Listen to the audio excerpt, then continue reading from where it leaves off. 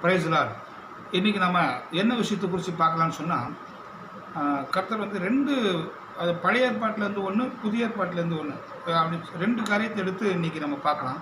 இந்த ரெண்டு காரியமும் இன்றைக்கி நம்மளுடைய ஒவ்வொரு கிறிஸ்தவருக்கும் ஊழியக்காருக்கும் ரொம்ப அவசியமானது. அதனால் இன்றைக்கி தேவன் அதை பார்க்க நமக்கு இன்றைக்கி கிருபை பாராட்டினார். இப்போ நம்ம முதல்ல புதிய ஏற்பாட்டிலேருந்து ஒரு விஷயத்தை எடுத்து பார்ப்போம்.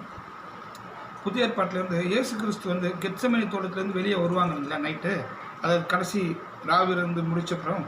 அப்போ பார்த்தோம்னா பிரதான ஆசிரியருடைய ஆட்களும் போர்ச்சவர்கள்லாம் வந்து இயேசு கிறிஸ்துவை கைது பண்ண வருவாங்க இல்லைங்களா. அப்போ கைது பண்ண வரும்போது பார்த்தீங்கன்னா பேதுரு என்ன பண்ணுவார், கத்தி எடுத்து ஒருத்தனுடைய காதை வெட்டிட்டு வரும். அவன் பேர் கூட மல்கூஸ்ன்னு சொல்லுவாங்க இல்லைங்களா. இப்போ அவன் காதை வெட்டின உடனே இயேசு கிறிஸ்து சொல்லுவார், பட்டயத்தை உள்ளே போடு, பட்டயத்தை எடுத்துவேன், பட்டயத்தால் சாகுவான்னு சொல்லிட்டு இது மாதிரிலாம் செய்யக்கூடாது. நான் நினச்சா எவ்வளோ கூட்டமான தூதர்களை வர வச்சு நான் இந்த இடத்த எதுவும் பண்ண எனக்கு முடியும் இல்லையா. ஆனாலும் தேவனுடைய பிதாவாகிய தேவனுடைய சித்தத்தை செய்யறதுக்கு எல்லாத்துக்கும் நம்ம இடம் தரணும்னு சொல்லிட்டு தேவன் என்ன பண்ணுவார், அந்த அறுபட்ட காதை கொண்டு போய் எடுத்து ஒட்ட வச்சு அவங்களுக்கு அந்த மல்கூஸுங்கிறவங்களுக்கு காதை சுகமாக்குவார் இல்லைங்களா. அப்போது இதுலேருந்து நம்ம என்ன தெரிஞ்சுக்கலான்னா, இது பார்த்திங்கன்னா 4 சுவிசேஷத்தில் இருக்கும். மத்தேயு, மார்க், லூக்கா, யோவான் சொல்லி 4 சுவிசேஷத்திலும் இந்த சங்கதி இருக்கும். ஏன் தெரியுமா, தேவன் இதில் 4 சுவிசேஷத்தில் இதை வச்சுருக்காரு. இன்றைக்கி கடைசி காலத்தில் என்னுடைய பிள்ளைகள் சோர்ந்து போகாமல் இருக்கிறத ஒவ்வொரு தடவையும் இதை பார்க்கணுங்கிறதுக்காக தான் அதை வச்சுருக்காரு. சரிங்களா. இப்போ அதுலேருந்து தேவன் என்ன சொல்ல வர இருக்கிறீங்களா பாருங்கள். அவ்வளோ பெரிய அதிசயம் செஞ்சார் தேவன். அந்த நிமிஷமும் கைது பண்ணுற நேரமும் அவ்வளோ பெரிய அதிசயம் செஞ்சார். அதுக்கு முன்பாகவும் அவர் அதிசய அற்புதங்களை செய்து நன்மை செய்து திரிகிறாராகவே சுற்றி திருந்தார் இல்லைங்களா. இது அத்தனை யார் தெரியும், பிரதான ஆசாரியருக்கு தெரியும், அங்கே இருக்கிற எல்லா சதுசேயர் பரிசேயர் எல்லாருக்குமே தெரியும். அவங்களால அந்த மாதிரியான அதிசயங்களை செய்ய முடியல. செய்கிறவங்கள பார்த்து அவங்களால பொறாமப்படாமல் இருக்க முடியல. ஸோ இது வந்து பெரிய பொறாமையின் காரணத்தினால தான் இந்த சம்பவம் நடக்குது இல்லைங்களா. அப்போது அதிசய அற்புதம் தனக்கு வரலைன்னாலும் வர்றதை பார்த்து சந்தோஷப்பட முடியாத அந்த மக்கள் அன்றைக்கி மட்டும் இல்லை, இன்றைக்கும் இருக்கிறாங்க சரிங்களா. அன்றைக்கி இருக்கிற பரிசேயர் சதுசேயர் போல் இன்றைக்கும் பல கிறிஸ்தவர்களும் ஊழியர்களும் நிறைய பேர் இருக்காங்க சரிங்களா. இன்றைக்கி நாம் பரிசுத்தமாகவும் தேவனுக்கு பிரியமாகவும் வாழ்கிறோம்னு சொன்னால் அதை பொறுத்துக்க முடியாமல் சரிங்களா, அதை சகிச்சிக்க முடியாமல் அப்படி வாழ்கிறத நாம் ஏற்றுக்கிட்டோம்னா, அடுத்தவங்க ஏற்றுக்கிட்டாங்கன்னா நாமளும் அப்படி வாழணும் இல்லைங்களா. அப்படி வாழ்கிறதுக்கு அவங்களுக்கு பிரியமில்லாதனால அப்படி வாழ்கிறவங்கள என்ன பண்ணுவாங்க, உண்மையை உத்தமமாக பரிசுத்தமாக வாழ்கிறவங்கள என்ன பண்ணுவாங்க, எல்லா விதத்துலையும் மனநோவு அடிக்க செய்வாங்க, எல்லா விதத்துலையும் அவங்கள அவமானப்படுத்துவாங்க, இன்சல்ட் பண்ணுவாங்க, எல்லா விதத்துலையும் அவங்கள மட்டப்படுத்துவாங்க, எல்லா விதத்துலையும் ஒரு ஓரத்தில் ஒதுக்கி வைக்குவோம், குத்தி பேசுவோம் இல்லைங்களா. வாய்ப்பு கிடைக்கும் போதெல்லாம் அவங்கள குற்றவாளியாக நிரூபிக்கணும்னு சொல்லி என்னென்னவோ காரியம் செய்வாங்க. இதை நீங்கள் நிறைய இடத்துல அனுபவிச்சிருப்பீங்க இல்லைங்களா. ஏன்னா அவங்களால உத்தமமாக இருக்க முடியாது, அவங்களால நன்மை செய்கிறவங்களால சுற்றி திரிய முடியாது. ஸோ கர்த்தருடைய கிருபையால் நாம் நன்மை செய்யணும், உத்தமமாக இருக்கணும் நம்ம இருந்தோம்னா அவங்களால சகிச்சிக்கவே முடியாது. ஸோ அப்படிப்பட்டவங்களையும் மன்னிக்கணும், அவங்களையும் என்ன செய்யணும், நேசிக்கணும், அவங்கள நாம் பெருசாக எடுத்து நம்ம சோர்ந்து போகக்கூடாதுங்கிறத நம்ம ஒவ்வொரு வாட்டி புரிஞ்சுக்கணுங்கிறதுக்காக தான் இயேசு கிறிஸ்து அந்த நிமிஷமும் நன்மை செஞ்சார் இல்லையா. அந்த காதை ஒட்ட வச்சார். அதை பார்த்துட்டு இருந்த அத்தனை பேருக்குமே இருதயத்தில் என்ன வரல, ஒரு பயமோ ஒரு வருத்தமோ ஒன்றுமே காணும். அவங்க பாட்டு அப்போது அவங்க இருதயங்கள் எல்லாமே எப்படி இருக்கு பாருங்க. இன்றைக்கி இருக்கிற பல கிறிஸ்தவர்கள் அப்படி தான் இருக்காங்க, பல ஊழியர்காரங்களும் அப்படி தான் இருக்காங்க. அவங்க இருதயங்கள் எப்படி இருக்குது, கல் மாதிரி இருக்குது இல்லைங்களா. அந்த கல் மாதிரி இருக்கிற அந்த காரியத்தினால தான் அவங்க அந்த நன்மைக்கு எந்த பக்கத்துலேயுமே அவங்களால எல்லா விதத்துலையும் நன்மையோடு சேர்ந்து அவங்களால இருக்கவே முடிய மாட்டேங்குது சரிங்களா. அப்போது இந்த சங்கதி நம்ம ஒவ்வொரு வாட்டியும் நம்ம வாழ்க்கையில் பார்க்குறோங்கிறத நம்ம ஒவ்வொரு வாட்டியும் இந்த வேத வசனத்தை பார்த்து நம்ம புரிஞ்சுக்கணுங்கிறதுக்காக தான் 4 சுவிசேஷத்தில் வச்சார். ஸோ நம்மளை சுற்றி இருக்கிறவங்க, நமக்கு முன்பாக ஊழியம் செஞ்சவங்க, சீனியர் ஊழியக்காரங்க, இல்லைன்னா பணக்கார ஊழியக்காரங்க, இல்லை பிரபலமான ஊழியக்காரங்க, இப்படி இருக்கிறவங்க எல்லாருமே உத்தமர் கிடையாது இல்லைங்களா. அப்போது அவங்க நம்மளை கர்த்தருக்கு பிரியமாக இருக்கணும்னு யோசிக்கிறவங்கள, கர்த்தருக்கு பிரியமாக இருக்கணும்னு ஆசைப்படுறவங்கள, கர்த்தருக்கு பிரியமாக இருக்கணும்னு வாழணும்னு முயற்சி செய்கிறவங்கள எல்லா விதத்துலையும் என்ன பண்ணுவாங்க, மட்டுப்படுத்தவும் கீழே அமுக்கவும் தான் பார்ப்பாங்க. அந்த நேரத்தில் நாம் என்ன பண்ணக்கூடாது, சோர்ந்து போகக்கூடாது சரிங்களா. அதை நமக்கு ஒவ்வொரு வாட்டி தேவன் உணர்த்துறதுக்காக தான் அங்கே அந்த மல்கூஸின் காதை வெட்டும்போது அந்த அற்புதத்தை செஞ்சு அவங்க எப்பொழுது கல்லாக இருந்து தேவனை கொல்வதற்கு முடிவு செஞ்சு அந்த ராத்திரி முழுக்க சித்திரவதை பண்ணாங்க. யோசிச்சு பாருங்கண்ணா. அந்த நிமிஷம் தான் அற்புதம் செஞ்சுட்டு வந்தார். வந்து அடுத்த கொஞ்ச நேரத்துக்குள்ளேருந்து அவர் அடிக்க ஆரம்பிக்கிறதுலேருந்து, அவர் அவமானப்படுத்துறதுலேருந்து, சரிங்களா? அப்போ இதுலேருந்து நம்ம என்ன தெரிஞ்சுக்கலாம்னா, நாம் கர்த்தருக்கு உண்மையாக இருக்கணும்னு முயற்சி பண்ணுறோம். இது நல்லா தெரிஞ்சும் அவங்க அபாண்டமான காரியங்களை செய்வாங்க. நமக்கு விரோதமாக, தேவனுக்கு விரோதமாக, தேவ பிள்ளைக்கு விரோதமாக அபாண்டமான காரியங்களை செய்வாங்க. அப்போ நீங்கள் என்ன பண்ணக்கூடாது, அதை பார்த்து சோர்ந்து போகக்கூடாது. நான் உண்மையாக தானே இருக்கிறேன், ஏன் இப்படி பண்ணுறாங்க? இதை தான் இயேசு கிறிஸ்துவ செஞ்சாங்க. அதனால தான் அந்த வார்த்தைகள் சொல்லப்படுது. அதனால் நீங்கள் சோர்ந்து போகாமல் என்ன பண்ணணும், உற்சாகமாக தேவனுக்குள்ள இன்னும் தேவனுக்கு பிரியமாக, தேவனுக்கு உண்மையாக, அவங்களுக்கு தேவன் எரி நரகத்தை வச்சிருக்கிறார். சரிங்களா?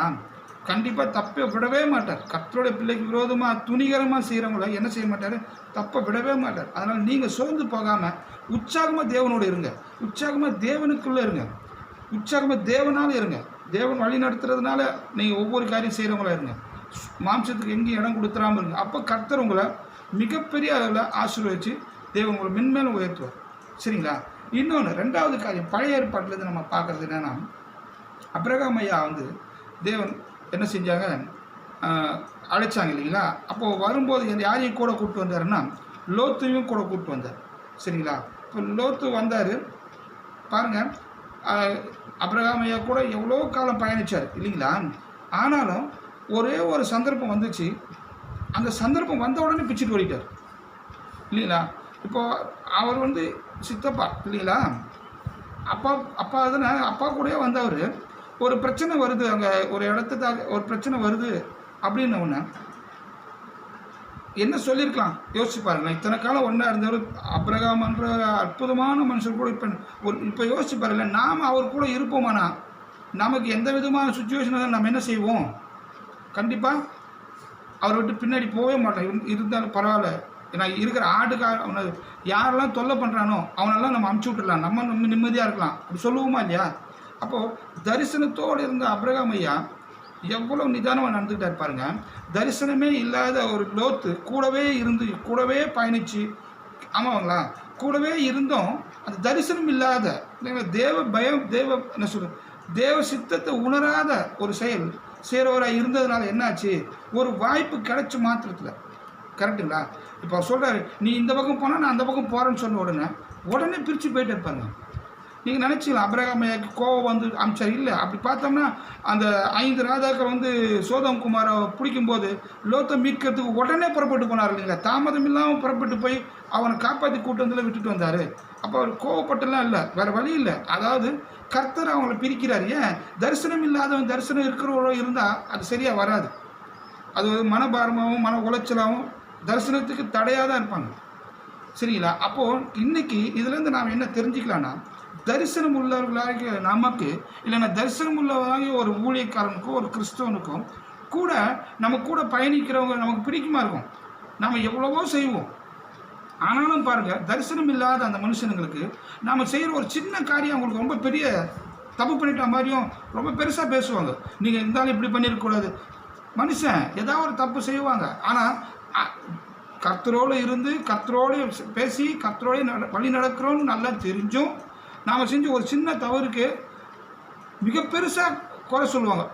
நான் இப்படி நினச்சேன், உங்களை இப்படி பிரம்மாண்டமான காரியங்களை பேசி நம்மளை விட்டு பிரிஞ்சு போகிறதுக்கான வாய்ப்புகளை அவங்க ஏற்படுத்திப்பாங்க. ஏன்னா தரிசனம் இல்லாதவங்க தரிசனத்தோடு பயணிக்கிற நம்மளை விட்டு பிரிக்கிறதுக்கு தேவனால் ஏற்படுத்தப்படுகிற ஒரு அற்புதமான வாய்ப்பு அது. அதனால் நம்ம என்ன பண்ணக்கூடாது, நம்ம நேரத்தில் சோர்ந்து போகக்கூடாது. தரிசனம் இல்லாதவங்க நம்மளை விட்டு தேவன் எந்த விதத்துலையும் ஒதுக்கிடுவார். ஏன்? தரிசனத்துக்கு தடையாக இருக்கும். அபிரகாம் ஐயாவுக்கு தரிசனம் அவரை தேவன் பெரிய ஜாதியாக்குன்னு சொல்லி தான் அங்கே வந்து கூப்பிட்டு வந்தார் இல்லைங்களா? அப்போது அந்த தரிசனம் பொய்யாகாதபடிக்கு இப்போது அவருக்கு ஒரு பிள்ளை வேணும்னு சொல்லி அவர் நிற்கும்போது, நான் கூட தானே உங்கள் பிள்ளை அப்படின்னு சொல்லி என்ன பண்ணக்கூடாது, நடுவில் வந்து எந்த வித தொல்லையும் கொடுக்கக்கூடாது இல்லையா? இஸ்மவேலையே தேவன் பிரிச்சுட்டார். அப்போ அவர் அண்ணன் பையன் தான். ஸோ அப்போ தரிசனத்துக்கு தடையில்லாத எல்லாரையும் நீக்குவார். அப்படி தான் இன்றைக்கி உங்கள் வாழ்க்கையிலும் என் வாழ்க்கையிலும், சரிங்களா, நமக்கு பிரியமாக இருக்கும். நம்ம இவங்களோட இருந்தால் இன்னும் நல்லா கூட ஊழியம் பண்ணலாம், நல்லா போகலாம் அப்படின்னு நம்ம நினைப்போம். ஆனால் தரிசனம் இல்லாதவங்களை என்ன பண்ணுவார், நம்மளை விட்டு பிரிச்சுருவார். அவங்களுக்கு நமக்கும் பார்த்தோம்னா ஒத்தே வராதபடி செய்வார் திடீர்னு. சரிங்களா? அதனால் நீங்கள் அந்த நேரத்தில் என்ன பண்ணக்கூடாது, சோர்ந்து போகக்கூடாது. என்னடா இது இப்படிலாம் நடக்குது, நாம் நல்லது செஞ்சாலும் இவங்க இப்படி பண்ணுறாங்களே, இல்லை நாம் ஏதோ சின்ன தவறு செஞ்சுட்டு அதில் இப்படி பண்ணுறாங்களே, அப்படிலாம் நீங்கள் சோர்ந்து போகக்கூடாது. தரிசனம் இல்லாதவங்களை நம்ம கூட வைக்கவே விட மாட்டார். இப்போ பாருங்கள், தரிசனத்தோடு இருந்த ஒரு மனுஷன் கடைசி வரைக்கும் கூட இருந்தார். இதை நீங்கள் புரிஞ்சுக்கோங்க. யாருன்னா எலியா கூட எலிசாயா கடைசி வரைக்கும் கூட இருந்தார். ஏன்? அவருக்கு ஒரு தரிசனம் இருந்துச்சு, இவருக்கு ஒரு தரிசனம் இருந்துச்சு. ஸோ தரிசனம் இருந்தவர் கூட எலியா, அவர் எலியாவுக்கு தண்ணீர் வார்த்த சாப்பாத்தின் குமாரனாகி இல்லைங்களா சொல்லுவாங்கள்ல, எலியாவுக்கு தண்ணீர் வார்த்த எலிசா இல்லைங்களா. அப்போ கடைசி வரைக்கும் அவர் கூட இருந்தார். ஏன்னா தரிசனம் இருக்கவங்க கூட கரெக்டாக இணைஞ்சிருப்பாங்க. அதனால் உங்கள் கூட உங்கள் ஊழியத்தில் உங்கள் வாழ்க்கையில் உங்களுக்கு தொல்லையாக இருக்கிறாங்களா, சரி உங்களை விட்டு பிரிஞ்சு போகிறதுக்கு பறக்கிறாங்களா, விட்டுருங்க. அதை குறித்து நீங்கள் எந்த விதத்துலையுமே வருத்தப்படாதீங்க. இது தரிசனம் இல்லாதவங்களை தேவன் நம்ம கூட வச்சுக்கவே விட மாட்டார். ஏன்? தேவன் நமக்கு ஒரு தரிசனத்தை கொடுத்தா இருப்பாருங்க. அந்த தரிசனத்தை நோக்கி போகும்போது, அந்த தரிசனம் முழுமை அடையும் போது, அந்த தரிசனத்துக்குள்ளே நம்ம பிரவேசிக்கும் போது இவங்க நமக்கு பெரிய தடைக்கல்லாக இருப்பாங்க. அதை முன்கூட்டியே உணர்ந்து தான் தேவன் நம்மளை விட்டு அவங்கள பிரிப்பார். சரிங்களா? ஆனால் அப்படி பிரிக்கப்பட்டவங்களுடைய வாழ்க்கை என்ன ஆகும்? மிக மோசமாகவும் மிக பயங்கரமாகவும் ஆகும். இது எந்த விதத்துலையுமே சந்தேகப்படாதீங்க. சரிங்களா? இது நம்ம யாரையும் குறை சொல்கிறதுக்கு இல்லை, இதுதான் நிஜம். இப்போ லோத்தோட வாழ்க்கையில் என்ன நடந்துச்சு பார்த்தீங்களா? அதுக்கப்புறமா பிரிஞ்சு போனதுக்கப்புறம் அவர் என்ன தான் செழிப்பாக வாழணும்னு நினச்சாலும் ஒரு பெரிய போராட்டம் வந்துச்சு. மீட்கிறதுக்கு மறுபடியும் யார் போனது? அபிரகாமையா தான் போனார் இல்லைங்களா? சரி, அதுக்கப்புறம் பாருங்கள், அங்கே அக்கிரமம் பெருகிச்சு. அவர் உத்தமமாக இருந்தார், எல்லாம் சரி தான். ஆனால் அவர் வீடு வாசல் தன் மனைவி எல்லாத்தையும் இழந்து எங்கே ஓடினார்? மலைக்கு ஓடும். கடைசியில் பாருங்களேன், ஒரு ரொம்ப மோசமான ரெண்டு சந்ததி உருவாக அவர் பிள்ளைங்க மூலமாக காரணமாயிட்டார். அப்போ பாருங்களேன், தரிசனம் இல்லாத ஒருத்தர் நம்மளை விட்டு பிரிஞ்சு போயிட்டானா அவனுடைய வாழ்க்கை நிஜமாகவே கர்த்தரை அவனுக்கு ஏன் பிரிக்கிறாரு? நமக்கு தரிசனம் உள்ளவனுக்கு, கர்த்தருடைய பிரியமாக இருக்கிறவனுக்கு தொல்லையாக இருக்கிறான்னு ஒருத்தனை பிரிக்கிறாருனாலே அவன் கண்டிப்பாக பிரிஞ்சு போய் அங்கே என்னவா இருக்க மாட்டான். அவன் தேவனுக்கு ஏற்ற வாழ்க்கை வாழ்வானா? கண்டிப்பாக கிடையாது. இது சாபமோ இது சபிக்கிற காரியமோ இல்லை. எது உண்மைன்னு நம்ம தெரிஞ்சுக்கணும். அதனால் இது சொல்ல வரேன். அப்போ தரிசனம் ரொம்ப முக்கியம். அப்போ தரிசனத்தோடு நம்ம ஊழியம் செய்யணும். கர்த்தர்கிட்ட கேட்டு வாங்கணும். என்னுடைய கோல் என்ன? எனக்கு என்ன நிர்ணயிச்சிருக்கீங்க? நான் எதை நோக்கி போகணும்? நான் எதுக்காக நான் ஊழியனாக இருக்கணும்? எதுக்காக கிறிஸ்துவனாக இருக்கணும்? அப்படிங்கிறத நீங்கள் ஒவ்வொரு வாட்டியும் நீங்கள் உங்கள் வாழ்க்கையில் வெளிப்படுத்துகிறவங்கள காணப்படுறதுக்கு ஏசப்பட்ட கேட்கணும். கர்த்தாவே, ஒவ்வொரு கிறிஸ்துவனும் பரலோகம் போகிறதுக்காக தான் கிறிஸ்துவனாக இருக்கணும். ஆமாம் இல்லை? அப்போ அதுக்கு பாவம் செய்யக்கூடாது. பரிசுத்தத்தை நோக்கி தான் நம்ம பயணிக்கணும். நம்ம அன்றாட வாழ்க்கையில் குப்பைகள் மாதிரி இல்லைங்களா ஊறும். அது மாதிரி சாக்கடை ஊறுற மாதிரி நமக்குள்ள பாவங்கள் ஊறும். ஏன்னா நம்ம இந்த பாவ உலகத்தில் தான் இருக்கிறோம் இல்லைங்களா? அப்போ அதை எடுத்து போட்டுட்டு பரிசுத்தத்தை நோக்கி தான் நம்ம நடக்கணும். ஏன் நம்ம கிறிஸ்துவில் அழைக்கப்பட்டோம்? ஏன் நம்ம ஊழியக்காரராக இருக்கிறோம்? நாம் பரிசுத்தமாக இருந்து நமக்கு எதிராக இருக்கிறவங்களும், நமக்கு பக்கத்தில் இருக்கிறவங்க, நம்ம சொந்தக்காரங்களையும், நமக்கு தெரிஞ்சவங்க தெரியாதவங்கள பரிசுத்தத்துக்குள்ளே கொண்டு வரணும். அப்போ பரிசுத்தத்துக்குள்ளே கொண்டு வரணும்னா முதல்ல இயேசு கிறிஸ்துக்குள்ளே வரணும். இயேசு கிறிஸ்துக்குள்ளே வந்தால் மட்டும் பத்தாது, கண்டிப்பாக அவங்க இயேசு கிறிஸ்துக்குள்ளே வந்தவங்க இயேசு கிறிஸ்து வாழ்ந்த காட்டியபடி தான் வாழணும். அதாவது பரிசுத்த வாழ்க்கை, மனத்தாழ்மை, ஆவின் கனியில் நிறைஞ்சவங்களாக வாழணும். அப்படி வாழாமல் நம்ம வருஷத்துக்கு வாழ்ந்து இயேசு கிறிஸ்து சொன்னோன்னா பரலோகத்துக்கு கண்டிப்பாக போக முடியாது. ஸோ அது தரிசனம் இல்லாத வாழ்க்கை. இன்றைக்கி ஊழியக்காரன் அப்படி தான் இருக்காங்க, விசுவாசிகள் அப்படி தான் இருக்காங்க. அதனால் கர்த்தருடைய பிரியமானவர்களே, தயவு கூர்ந்து நீங்கள் சோர்ந்து போகாமல் தரிசனம் உள்ள வாழ்க்கையை வாழ நம்ம ஒப்பு கொடுப்போம். சரிங்களா? பார்த்தோம்ல, மல்கூசின் காதை ஒட்டனை பிறகும், அவ்வளோ அற்புதம் செஞ்ச பிறகும் அவருக்கு எவ்வளவு தொல்லை கொடுத்தாங்க, எவ்வளோ கஷ்டப்படுத்தினாங்க. இன்றைக்கி அப்படி தான் நம்மளையும் செய்வாங்க. நீங்கள் உண்மையும் உத்தவமாக இருக்கிறீங்களா? அது நல்லா தெரிஞ்ச உங்களுக்கு விரோதமாக கலகம் செய்வாங்க, உங்களுக்கு விரோதமாக காரியங்கள் செய்வாங்க. சோர்ந்து போகாதீங்க. தரிசனம் இல்லாதவங்க உங்கள் கூட இருக்காங்களா? கர்த்தர் உங்களை விட்டு விலக்கினார்னா கண்டிப்பாக நீங்கள் சோர்ந்து போகாதீங்க. நாம் பரலோகத்தை நோக்கி, தேவத் கொடுத்த தரிசனத்தை நோக்கி, பரிசுத்தத்தை நோக்கி நம்ம பயணத்தை தொடரணும். சோர்ந்து போகக்கூடாது. இவைகளை நாம் தெரிஞ்சுக்கணுங்கிறதுக்காக தான் வேதத்தில் நிறைய இடத்துல நிறைய காரியங்களை தேவன் நமக்கு வச்சுருக்காங்க. சரிங்களா? வேத வசனம் எனக்கு ஒருத்தர் சொன்னது ஞாபகம் இருக்குது. பைபிளில் எந்த வார்த்தை எடுத்தாலும் அது நமக்கு ஒரு விஷயத்தை சொல்லித்தருதுங்கிறது நம்ம மறந்துடக்கூடாது. ஏதோ யாருக்கோ சொல்கிறது இல்லை. பைபிளில் இருக்கிற ஒவ்வொரு வார்த்தையும் நமக்கு உண்மையாக இருக்கணும், நமக்கு உத்தமமாக இருக்கணும், பரிசுத்தத்தை நோக்கி போகணும், பரலோகத்தை நோக்கி போகணும், இயேசு கிறிஸ்து பிரியமாக வாழணும், இயேசு கிறிஸ்து வெளிப்படுத்துகிற வாழணும்.